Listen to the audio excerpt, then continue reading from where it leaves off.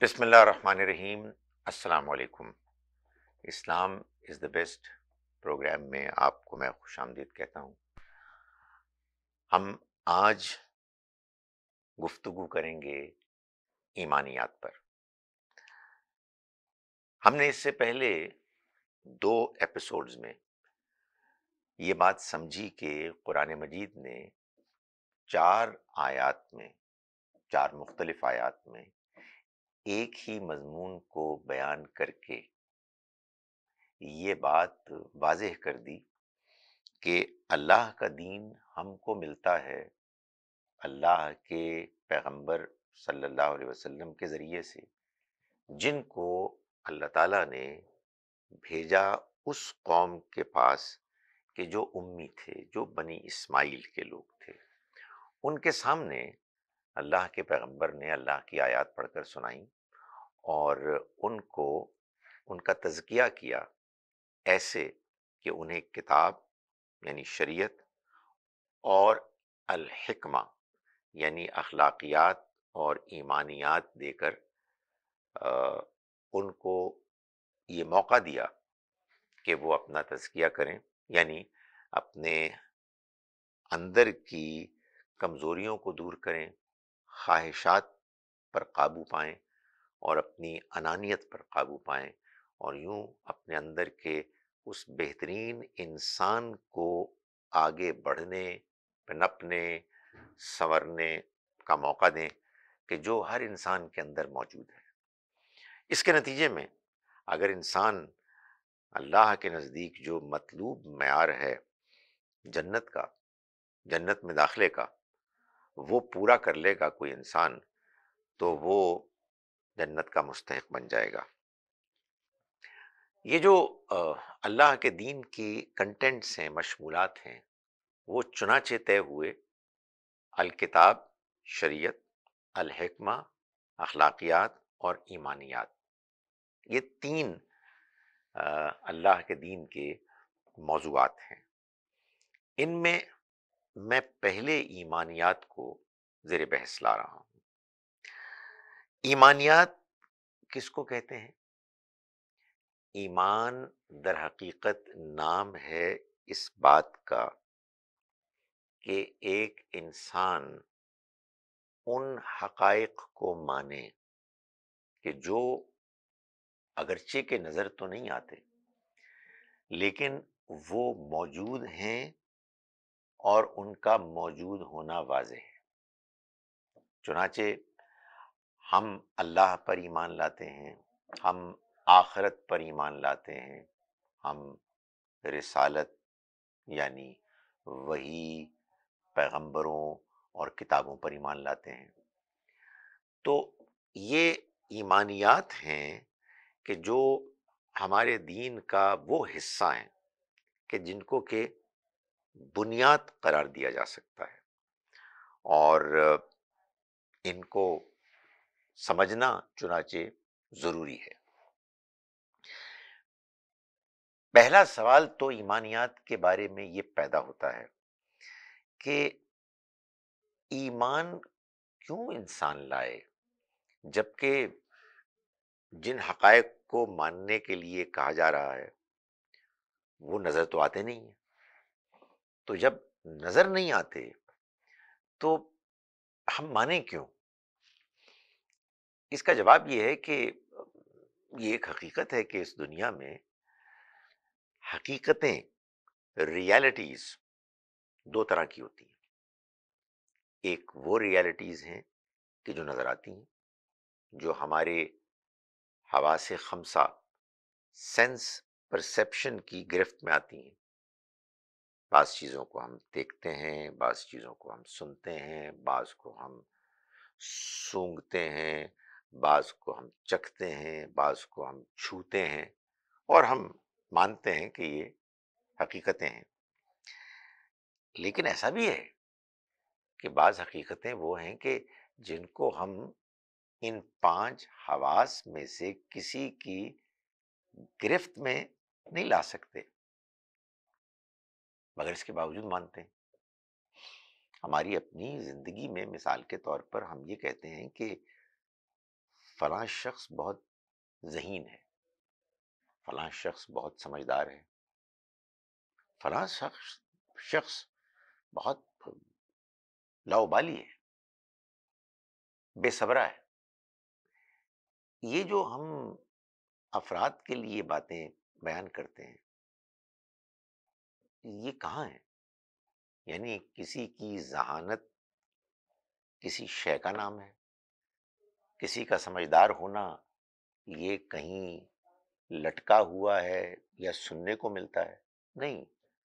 ہم افراد کے رویوں، ان کے طور طریقوں، ان کے زندگی گزارنے میں جو مختلف ہمارے ان کے ساتھ تجربات ہوتے ہیں، ان کی روشنی میں یہ طے کر لیتے ہیں کہ ایک شخص ذہین ہے، اس کی ذہانت کو دیکھنے کی کوئی ضرورت نہیں ہے. یہ تو بے وقوفی کی بات ہے کہ آپ یہ سوال کریں کہ آپ ان کی ذہانت ہم کو دکھائیں. نہیں، وہ ان کے اقوال سے، ان کے اعمال سے، ان کے فیصلوں سے نظر آ جائے گی.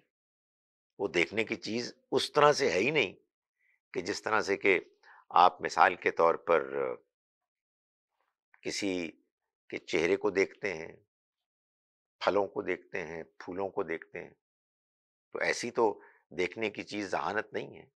آپ کہیں کہ ماں اپنے بچوں سے بہت محبت کرتی ہے، تو اب کوئی شخص یہ کہے کہ میں نہیں مانتا جب تک کہ آپ محبت مجھ کو دکھاتے نہیں ہیں، تو ظاہر ہے سوال کرنے والا ایک بے وقوفی کر رہا ہے. اسی طرح سے اس دنیا کو جس کو ہم دیکھتے ہیں، اس کے پیچھے کچھ ایسی حقیقتیں ہیں جن کو ہم نہیں دیکھ سکتے. ان کو ماننے کا نام ایمان ہے. سائنس میں بھی آپ یہ دیکھیے کہ جس کو ہم کشش ثقل کہتے ہیں، گریوٹی، یہ کوئی دیکھی ہوئی چیز نہیں ہے. یہ تو اصل میں ہمارا مشاہدہ ہے کہ زمین اشیاء کو اپنی طرف کھینچتی ہے.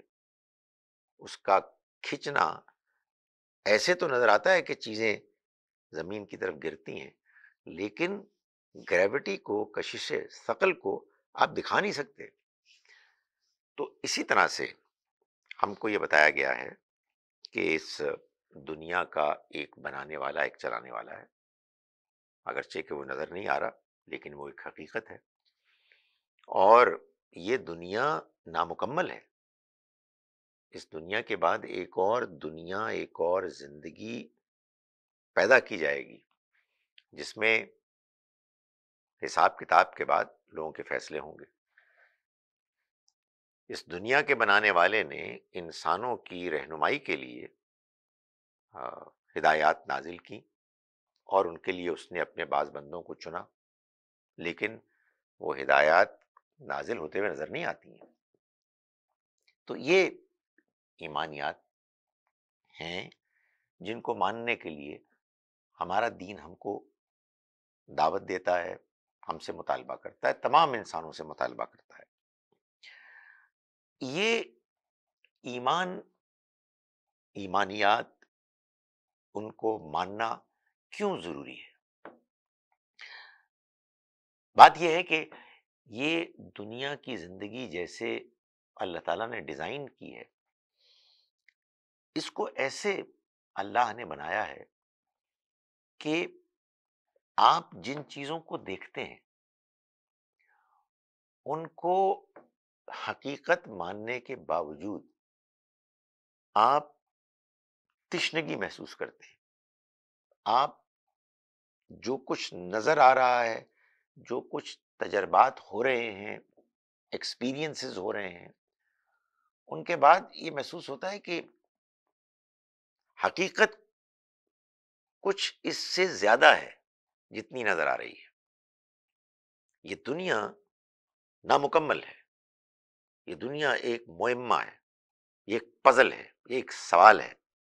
اس میں بہت سی ایسی چیزیں ہیں کہ جن کو ایکسپلین نہیں کیا جا سکتا.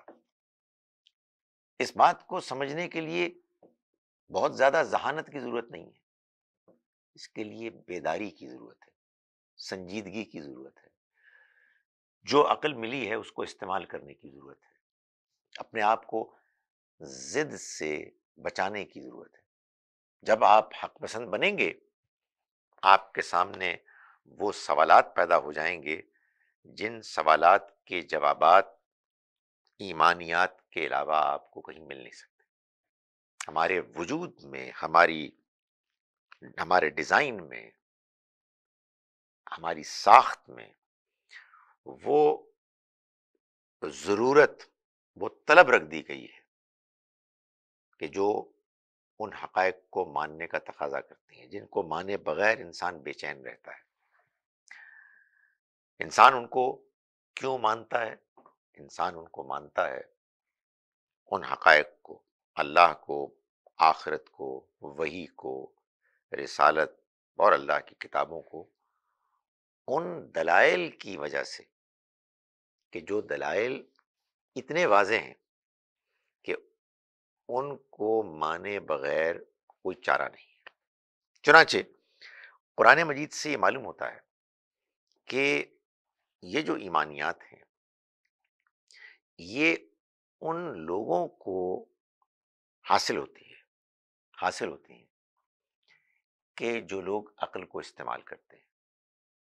قرآن مجید نے مثال کے طور پر سورہ بقرہ میں آیت نمبر 163 میں یہ فرمایا کہ آسمانوں اور زمین کی بنانے میں اور رات اور دن کے ایک دوسرے کے آگے پیچھے آنے جانے میں، اور اس کشتی میں کہ جو انسانوں کی فائدے کی چیزیں اپنے اوپر لاد کر ایک جگہ سے دوسری جگہ جاتی ہے، اور اس پانی میں کہ جو آسمان سے اللہ برساتا ہے، اور ان انسانوں اور ان حیوانوں میں کہ جن کو کہ اس نے پھیلا دیا ہے اس دنیا میں، اور ان ہواؤں میں کہ جو اپنے زاویے، اپنے ڈائریکشنز بدلتی رہتی ہیں۔ بڑی نشانیاں ہیں ان لوگوں کے لیے کہ جو عقل سے کام لیتے ہیں، جو بات کو سمجھنے کے لیے تیار ہوتے ہیں۔ قرآن مجید نے اس بات کو بیان کیا کہ یہ ایمانیات در حقیقت انسان کی عقل کا تقاضا ہے۔ اگر عقل کو صحیح طرح سے انسان استعمال کرے گا تو وہ ایمان لائے گا، وہ مانے گا۔ ایک اور آیہ مبارکہ میں اللہ تعالیٰ نے یہ بتایا سورہ ملک میں کہ قیامت کے روز وہ لوگ کہ جو سزا پائیں گے، وہ اس بات کا اعتراف کریں گے کہ ان کو سزا مل رہی ہے اس وجہ سے کہ انہوں نے نہ سنا، نہ عقل کو استعمال کیا، اور اس وجہ سے انہوں نے اللہ کی طرف سے آئے ہوئے پیغام میں ایمانیات کو ماننے کی دعوت کو ٹھکرا دیا۔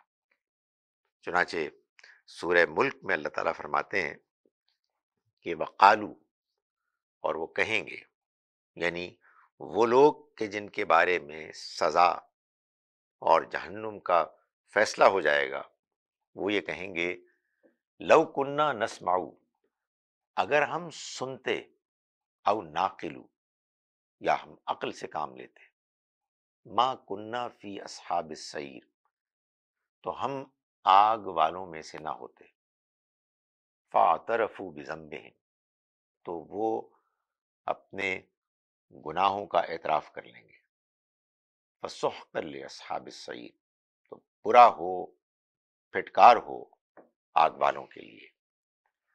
اس سے معلوم ہوا کہ قرآن مجید اس بات پر بالکل واضح ہے کہ ایمان جو لوگ نہیں لاتے، وہ لوگ اس لیے ایمان نہیں لاتے، ایمان لانے سے گریز نہیں کرتے کہ بات ہی واضح نہیں ہے، کیسے ایمان لایا جائے، بلکہ وہ اس لیے گریز کرتے ہیں کہ وہ اپنی عقل کو صحیح طرح سے استعمال نہیں کرتے۔ اگر وہ اپنی عقل کو صحیح طرح سے استعمال کرتے تو پھر وہ ایمان لاتے۔ چنانچہ جب بھی قرآن مجید نے ایمان کی دعوت دی ہے تو دلائل کے ساتھ دی ہے۔ اگر اللہ نے اپنے وجود پر ایمان لانے کے لیے دعوت دی ہے تو اس کے دلائل فراہم کیے ہیں۔ اگر اللہ تعالیٰ نے آخرت کو ماننے کی دعوت دی ہے تو اس کے دلائل فراہم کیے ہیں۔ اگر اللہ نے رسول اللہ صلی اللہ علیہ وسلم پر ایمان لانے کی دعوت دی ہے تو اس کے بھی دلائل فراہم کیے ہیں۔ یہ دلائل ہیں کہ جن سے جب لوگ گریز کرتے ہیں اور ماننے سے انکار کرتے ہیں تو وہ اللہ تعالیٰ کے ہاں مجرم ٹھہرتے ہیں۔ ایمانیات کے بارے میں ابھی کچھ اور گفتگو باقی ہے جو میں اس وقفے کے بعد کہ جو اب جس طرف ہم جا رہے ہیں اس کے بعد میں پھر ان کو بیان کروں گا۔ اگر آپ کو دبئی یا مڈل ایسٹ نما زیورات کی تلاش ہے تو آپ کو دور جانے کی بالکل ضرورت نہیں۔ آج ہی ہمارے مسیساگا رچ وے اسٹور تشریف لائیے، الکرم جیولرز۔ ہمارے پاس سونے کے بہترین کنگن، کڑے، جھمکے، ہار اور سونے کے سیٹس بھی دستیاب ہیں۔ شادی ہو یا مہندی یا کوئی بھی فنکشن، آپ کی پسند کے تمام زیورات آپ کو ہمارے اسٹور میں موجود ملیں گے۔ آج ہی ہمارے اسٹور پہ تشریف لائیے، Alkaram jewellers, 3465 platinum drive, unit 99، Mississauga, یا پھر کال کریں 905-828-0009۔ الکرم جیولرز، فرمائش آپ کی، گارنٹی ہماری۔ My name is Timur Shah. I'm the managing partner of Shah & Shah Lawyers.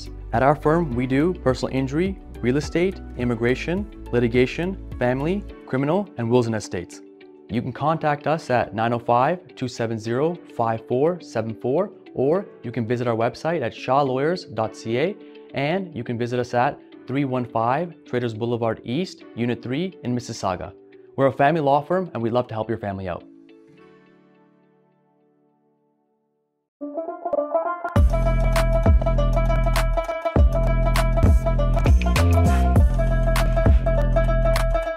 Chai Social, the best kadak chai in town.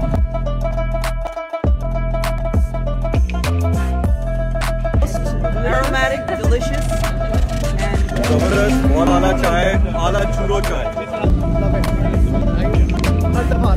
Chai. it's creamy.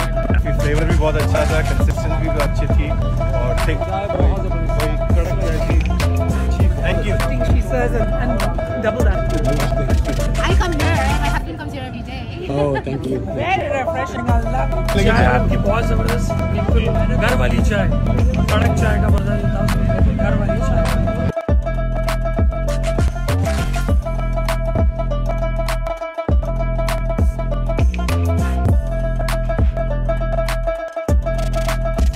ہمارا season اوپر تھا 2024 کا four desi bikers of Canada, Chai Social sponsor. We want to thank the team of Chai Social. Great experience, great kadak chai, best kadak chai in town is Chai Social. 100%. Everybody loved it. We appreciate your support, and hopefully we can count on you in the future.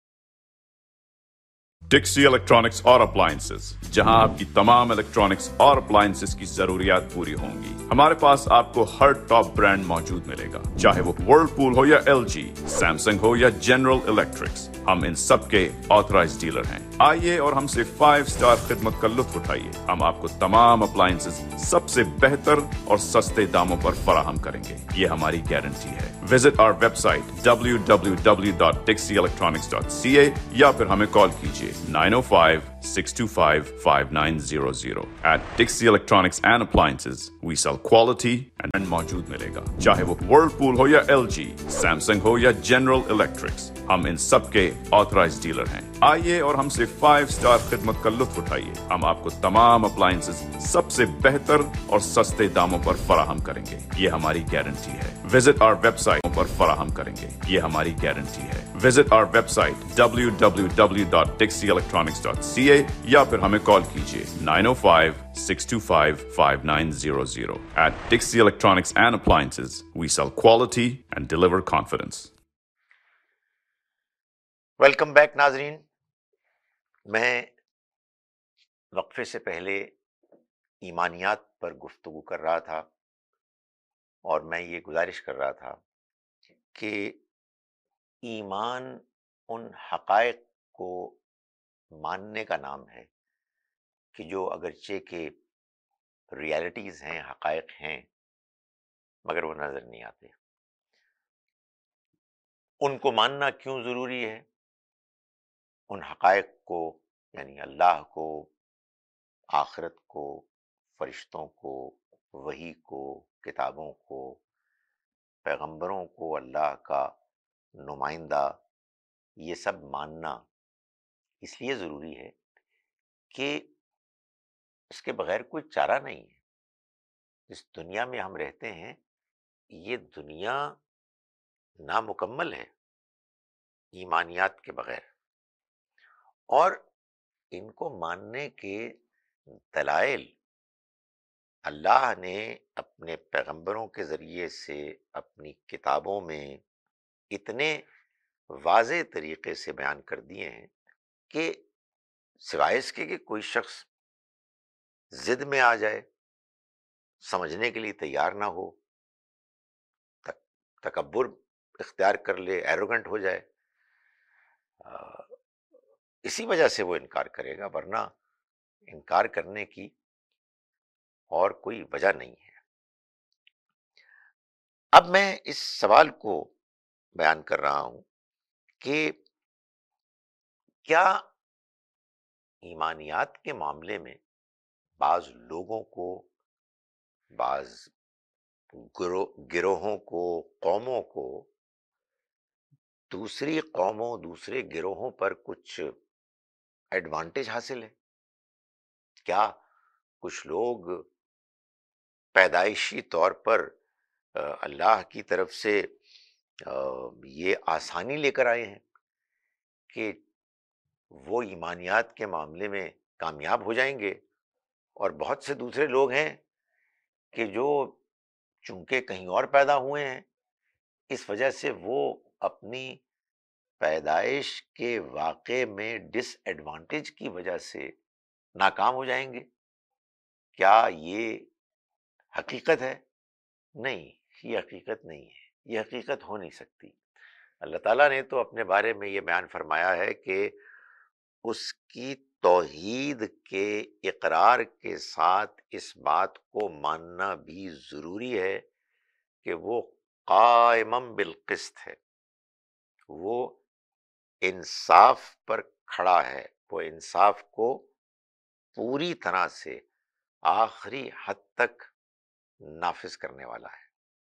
یہ اللہ کو بعض ماننے والے، بظاہر ماننے والے کچھ مذہبی ذہن کے لوگ ہوتے ہیں، ناپختہ، جو اللہ کی کتاب، اس کے پیغمبروں کی دعوت سے واقف نہیں ہوتے، کہ جو اس خوش فہمی میں مبتلا ہوتے ہیں کہ وہ تو کامیاب ہیں اس لیے کہ وہ تو حقائق کو مان رہے ہیں، حالانکہ وہ جو کچھ مان رہے ہوتے ہیں وہ تو پیدائشی طور پر ان کو ورثے میں ملا ہوتا ہے. اور بہت سے لوگ ہیں کہ جو انکار کر رہے ہیں، اور اس لیے وہ کامیاب ہو جائیں گے اور دوسرے ناکام ہو جائیں گے. اور کامیابی بھی کون سی؟ ان کو ہمیشہ کی جنت ملے گی اور وہ ہمیشہ جہنم میں چلے جائیں گے. اللہ کی کتاب ایسا نہیں کہتی. یہ بات لوگوں کی خود ساختہ ہے، اپنی خواہشات ہیں، جن کو قرآن مجید میں نے بھی یہی کہا ہے کہ یہ ان کی آرزویں ہیں، امانی ہیں.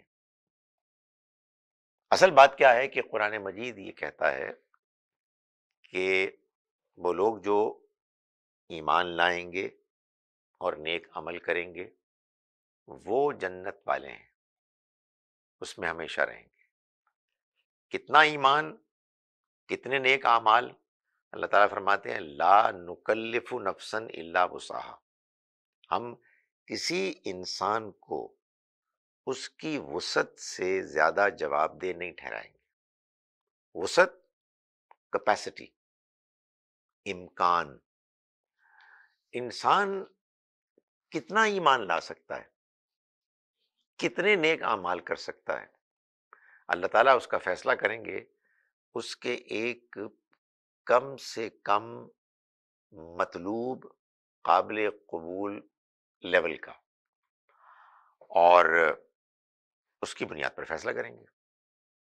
تو یہ جو امکان ہے کہ کوئی شخص کس حد تک کتنا ایمان لا سکتا ہے اور کس حد تک کتنے نیک اعمال کر سکتا ہے،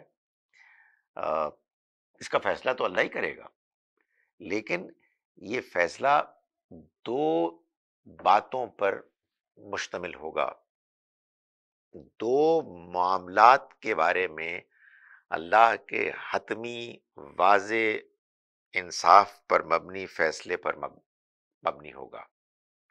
ایک، انسان کے اندر اللہ کی دی ہوئی صلاحیت، اس کی شخصیت میں امکانات۔ انسان اپنی صلاحیتوں کے لحاظ سے مختلف ہوتے ہیں، اللہ کو معلوم ہے کہ کسی کی شخصیت میں باتوں کے ماننے کا کتنا امکان ہے، کس حد تک ہے، اور کس میں زیادہ ہے کس میں کم ہے۔ اور دوسرا، انسان کے فرد کے حالات، اس کا ماحول، ان دونوں کی بنیاد پر یہ چیز طے ہوگی کہ کسی کی وسعت، کسی کا پوٹینشل کتنا ہے، اور اگر کسی نے اپنی وسعت اپنے پوٹینشل کے لحاظ سے اللہ کے ہاں طے شدہ ایک کم سے کم معیار اچیو کیا ہوگا ایمان اور نیک اعمال کے معاملے میں، وہ جنت میں جائے گا۔ یہ سورہ اعراف کی آیت نمبر 42 ہے۔ یہ جو ایمان ہے یہ عمل کے ساتھ کیوں بیان ہوتا ہے؟ ایمان لائے وہ لوگ جو ایمان لائے، جنہوں نے ایک عمل کیے، اور وہ عمل بھی عمل صالح ہے۔ عمل صالح کا مطلب ہوتا ہے بالکل درست، مناسب، صحیح، اپروپریٹ، یعنی انسان سے وہ عمل مطلوب ہے کہ جو اس کے لیے بالکل مناسب موضوع ہے، یعنی انسان اپنے آپ جانتا ہے، جیسے کہ ہم نے اس کو ڈسکس کیا اخلاقیات کے معاملے میں، اور پھر دین اس کو جیسے پیش کیا جاتا ہے اس کے معاملے میں، کہ وہ کتنا عمل کر سکتا ہے۔ اس کا تعلق ایمان سے کیا ہے؟ اس کا تعلق ایمان سے یہ ہے کہ اگر ایک انسان دیانتدار ہے اور وہ اللہ کو مانتا ہے، وہ آخرت کو مانتا ہے، وہ پیغمبروں کو، ان کی تعلیمات کو مانتا ہے، تو پھر لازماً اس کا اثر اس کے عمل پر ہوگا۔ یہ ممکن نہیں ہے کہ انسان ایمان والا ہو اور وہ نیک عمل نہ کرے۔ انسان اگر برائی کرے گا، اور انسان سے برائی ہو سکتی ہے، تو اس کا ایمان اس کو مائل کرے گا کہ وہ توبہ کرے، وہ اپنی اصلاح کرے۔ یہ نہیں ہو سکتا کہ ایک شخص ایمان کے ساتھ زندگی گزارے اور اس کا عمل برا ہو۔ اللہ تعالیٰ نے چنانچہ یہ فرمایا کہ جب انسان کوئی بڑا گناہ کرتا ہے تو اس کے بعد وہ اگر توبہ کرتا ہے تو اس کے بعد ایمان لاتا ہے، اس لیے کہ اللہ موجود ہے، یہ ایک انسان مان رہا ہے، وہ اسے دیکھ رہا ہے، وہ اس کے ہاں جواب دہ ہوگا، آخرت میں حساب کتاب ہوگا، جنت جہنم کا فیصلہ انسان کے دنیا کی کارکردگی کی بنیاد پر ہوگا۔ پیغمبر یہ یاد دہانی کرانے آئے یہ سب کچھ انسان جانتا ہے، اور جاننے کے باوجود مستقل مسلسل برائی کرتا ہے، یہ نہیں ہو سکتا۔ چنانچہ ایمان اور عمل کا بہت گہرا تعلق ہے، جس کو قرآن مجید نے بار بار بیان کیا ہے۔ اللہ تعالی ہم سب کو توفیق دے کہ ہم صحیح شعور کے ساتھ ایمان لائیں، اور اس ایمان کی روشنی میں نیک اعمال سے اپنی زندگی کو آراستہ کریں، تاکہ ہم جنت کے مستحق بنیں۔ اقول قولی ھذا واستغفر اللہ لی ولکم۔